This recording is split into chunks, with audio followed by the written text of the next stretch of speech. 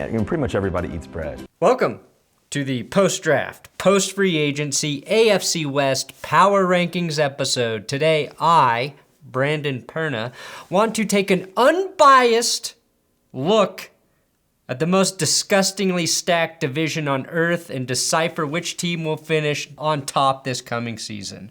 I'll also reveal how much money Russell Wilson's charity Of the One Ball Foundation. raised for Lance Armstrong. Of the One Ball Foundation. AFC West.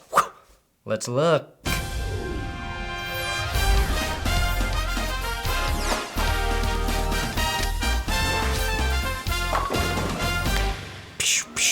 Subscribe here if you want. Also, if you want to support this channel and you love coffee, check out BenchwarmerBrew.com. It's my coffee company. But don't take my word for it. Take my wife's word, who started her own YouTube channel, Jess Brain. Link in the description, and she's already promoting my coffee better than I do. Backup, was that a Benchwarmer Brew shirt? Did you know that Brandon and I sell small batch roasted, high quality beans that are socially and responsibly sourced? This is the good stuff. BenchwarmerBrew.com. Her vlogs are not about sports. It's about being a mom and our cute baby and that stuff. So if you've got a big heart, show her some love. Let's begin by taking a look at the draft grades. Who won the draft grades? The Raiders' draft history is as coherent as Wade Newton announcing their picks this year. Las Vegas Raiders select. We'll do it together. Dylan Parham! And that's why the Raiders received the worst consensus draft grade from all the teachers out there. Nothing is more important than winning the draft grades, especially if you want to get into a good college. Oddly, a college degree is not required to work in the Raiders front office. Are draft grades stupid? No. They are permanent and the most accurate stat in sports, unless it's the Chiefs and their overachieving A. That's inflated. This one is a little bit deflated. Broncos and Chargers fans can enjoy being cool with their Bs, not too smart like the dumb Chiefs, but good enough that when the time comes, they haven't ruined their future. Let's zero in on the Raiders offseason. Raiders fans, those of you who are still here, the reason you got a middling draft grade is because you didn't pick until the third round. Draft graders, well, they hate that shit because nobody really knows who any of the players are after the third round. You didn't pick until the third because you used draft capital to acquire wide receiver Davante Adams, which honestly is the most impressive thing your team has done since drafting Derek Carr in the second round. The Raiders also signed edge rusher Chandler Jones, who many believed the Broncos would land. That's a double win for the Raiders. Take something an opponent wants and get a big upgrade in the process. Now, I may have a heart attack saying this next sentence. Max Crosby could break the sack record now that teams will have to account for Chandler Jones on the opposite side. Call 911. I smell toast in my arm. My left arm hurts. The question I'm going to ask for every team in these recap rankings is, did your team address its biggest weakness or flaw? I thought the Raiders' biggest weakness was their secondary, and they have not really addressed that. Acquiring corner Rock Ya-Sin in the Yannick Ngakoue trade to pair with Divine Diablo is maybe the greatest move on paper of the 21st century in sheer power rankings of names. Such good names. The Raiders were 7th worst in points per game allowed, and while the passing yards per game wasn't that bad, the Raiders gave up 29 passing TDs and were dead last with just 6 interceptions in 2021. Vegas was also pretty bad at running the football, 5th worst in the league in yards, which is why taking 2 running backs in the draft makes a lot of sense, with a big upside if Zamir White is the real deal. Here's a confession. I think Derek Carr is underrated, and after what he produced last season, I think he could teach a master class on navigating the tumultuous waters of a Category 5 shitstorm. Repent of your sins. This year should be easier for him and the entire team on so many levels. Except probably winning games.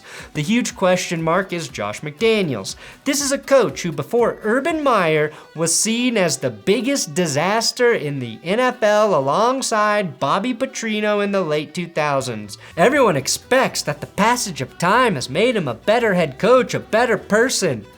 But that's a wait and see game for me.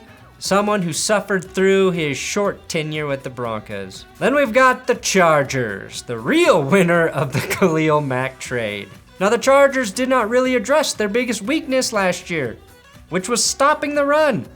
If they were just bad against the run last year, they would have made the playoffs. But they were atrocious, and it's a big reason they missed out on the postseason despite having the 5th highest scoring offense in the NFL. Adding Khalil Mack will help in that department, as will Kyle Van Noy, but their interior of the defensive line and their linebackers are a little suspect. Sus, as the kids say, which stands for shit. Undeniably shit. They did significantly bolster their secondary, spending a pretty reasonable amount on former Patriots corner JC Jackson, who came over on a 5-year, $82 million deal. As always with former Patriots, I'm curious to see how they perform without Bill Belichick threatening to kill their family, and not in a quick or painless way if they don't play well. Just recently, they also signed corner Bryce Callahan. When Callahan is healthy, he's one of the better corners in football. He does have a screw in his foot, so when someone says he has a screw loose, it's not because he's a head case. It's because he needs another ankle surgery. Now the Chargers rounded out their secondary with JT Woods, a safety out of Baylor, in the 3rd round. It's clear they're very intent on stopping Russell Wilson, Patrick Mahomes, and Derek Carr. Well, at least trying to. But they're still susceptible to getting absolutely gashed up the middle by well-rounded teams. Bold prediction, the Titans or the Colts bounce LA in the wild card round with Jonathan Taylor or Derrick Henry. Now we mentioned JT Woods, but their first pick was guard Zion Johnson out of Boston College. A lot of people expected them to take a wide receiver in the 1st round, and as a Broncos fan, I'm glad they didn't. Justin Herbert, he throws the football very far. And I think having someone who can run far in a short amount of time would present significant problems for defenses. And we'll see how the Isaiah Spiller pick in the 4th round pans out. LA needs to be more effective running the football. Austin Eckler, he's a stud, and Justin Jackson as the backup. Last season actually averaged 5.5 yards per carry on just 68 attempts. But they only had 7 runs go for more than 20 yards, tied 4th worst in the league with the Jags and the Raiders. There's no good category to be tied in with the Jags and the Raiders. They also don't really care about running the football as much as other teams. They ran the ball just 423 times and threw it 674. This team throws the shit out of the football because that nerd Brandon Staley wants to make the cool NFL reporters like him. And it's working. I'm pretty sure his entire coaching strategy is trying to get Mina Kimes to notice him. That's why he goes for it on 4th down and throws on 1st and all that shit that the analytics say you should do, even though it didn't help them make the playoffs. You've got the stretch zone, the West Coast offense. Well, look out for the Mina schema. Look, the Chargers are media darlings every single season. They're Cinderella, but they never fucking put out. They were actually pretty healthy last year, which is always their number one excuse, and they still didn't make the playoffs, despite a 38 touchdown, 5,000 yard season from their QB. This is always going to be a prove it team until they actually prove it.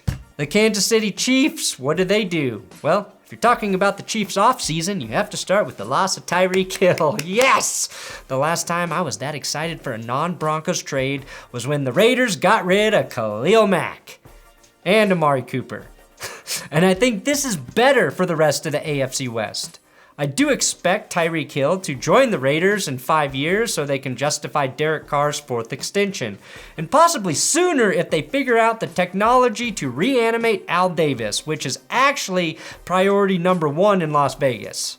Now, I talked about this in the Ryan Tannehill episode, but a Chiefs move that actually scares me is the signing of undrafted free agent rookie receiver Justin Ross, if he can get healthy and stay healthy. On defense, the Chiefs and Broncos have opposite depth strengths. After KC selected Leo Chenal in the 3rd, they now have stacked their linebacking core. That's the area Denver is thin at, but possesses great depth on the defensive line, an area KC is still kind of thin. Even with the addition of George Karlaftis, they are going to be lacking if he or Frank Clark or Chris Jones misses time. Both Jones and Clark missed a couple games last year, and it sure as shit felt like Clark missed half the season, based on effort sometimes. Assuming rookie cornerback Trent McDuffie is as good as advertised, I believe their secondary is exactly as good as it was last season because Tyrann Mathieu did depart. Now, I think the Chiefs have become a lot more mortal this offseason, but they might have also gotten a little more well-rounded. If this draft is as good as it looks on paper, it's a scary thing. Not so much for 2022, but for like the 3 years after. The speed of Tyreek Hill was their identity on offense, so it's a matter of how they compensate and if their defense can actually be good for, an entire football season. And here we are, the Denver Broncos. For the Broncos offseason, I should really just utter the name Russell Wilson and move on. Mic drop that shit. They absolutely addressed their 2 biggest weaknesses, QB, and that atrocity of a fool masquerading as an offensive coordinator, and Pat Shurmur. Pat Shurmur's departure is the biggest addition by subtraction the world has seen since Bin Laden was killed. That's not hyperbole. You could argue the Broncos are the most improved team of the entire offseason with that move alone. What you may not know is that Russell Wilson once asked us all to eat his balls. And the eat the ball. There's so many people that want you to stay here in Seattle. Yeah. Everybody wants Russell Wilson here, right? Yeah, I love Seattle. It's a great place. Shout out to the Patreon crew for introducing me to that video during our Zoom hangout. Eat a ball never was given a fair chance. And credit this interviewer for out-weirding Russell Wilson. Face to face with Russell Wilson, on Seattle Refined. Am I the scat? No. Am I the scat? No. Now, tight end Noah Fant, defensive lineman Shelby, I batted the balls Harris, and lifelong Chiefs fan Drew Lock all left for Seattle in that trade. Starting corner Bryce Callahan, again, bolted for the Chargers. Vic Fangio was meatball. Replaced with hip-hop instructor Nathaniel Hackett. Things look good for the Broncos, but they have the most to prove on the field and the most change to deal with. If you're on the fences, though, about the Broncos drafting tight end Greg Dulcich in the 3rd round, maybe this will change your mind. Did you see my... I like when a player is fucking good. Outside of Russell Wilson, the Broncos, by many accounts, added some sneaky good free agents in the 49ers run stuffer DJ Jones, who took less money to play with the contender, and also from the 49ers corner K'Wan Williams. Ronald Darby, K'Wan, and rookie Damari Mathis or Michael O.J. Mudia have their work cut out for them opposite of Pat Surtain this season, but if they play well as a unit, and Denver can be the best rushing team with Javonte Williams and Melvin Gordon coming back in the AFC West, then maybe Russ can bring back his edible balls for all Broncos fans to gobble up. I will gladly put Russell Wilson's balls in my mouth for a Super Bowl. Now, after talking with Patreon member Steve Tarr, who is a big Sooners fan, Broncos country should be jacked about 2nd round draft pick and edge rusher Nick Bonitto. Steve said Nick would wreck games on defense. If that skill translates to the NFL for him, then maybe combined with the efforts of Bradley Chubb and the key free agent addition of Randy Gregory, the Broncos' edge attack can be on par with Bosa and Mack or Crosby and Chandler, who everyone is already crowned as the kings of the rush. Look, before all the crazy acquisitions and trades of the players I just talked about, Russell Wilson coming to the AFC West already made it the dumbest division in football in terms of talent. Maybe the most competitive in all sports. So, how does it shake out? Where are the final power rankings? Well, I'm gonna put the Chiefs at number 1. They're still atop the power rankings. Somebody's got to dethrone them. This team has won the division each of the last 6 seasons, but trust me, when the opportunity comes to drop them down, you better believe I will. Coming in at number 2, soaring up the board, the Broncos. Trading for Wilson is the smartest thing a team can do outside of signing Peyton Manning. Manning was worth 5 wins to the Broncos between 2011 and 2012, and I think Wilson will have a similar impact in 2022. Third, rank of power, the Chargers. The Chargers are a good team with a great offense, and it's close with the Broncos, if I'm being honest. And I think they improved their defense. At this point, however, this is an arms race in the AFC West, and improving is the bare minimum. I like the Chargers to compete this season, but it's going to be tough this year unless Justin Herbert takes his game to an MVP level.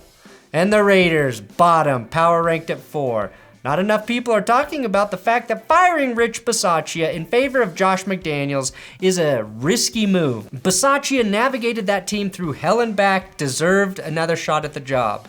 Sure, they also added a game changer on offense and defense, but their secondary is still very suspect in a division where you have to cover.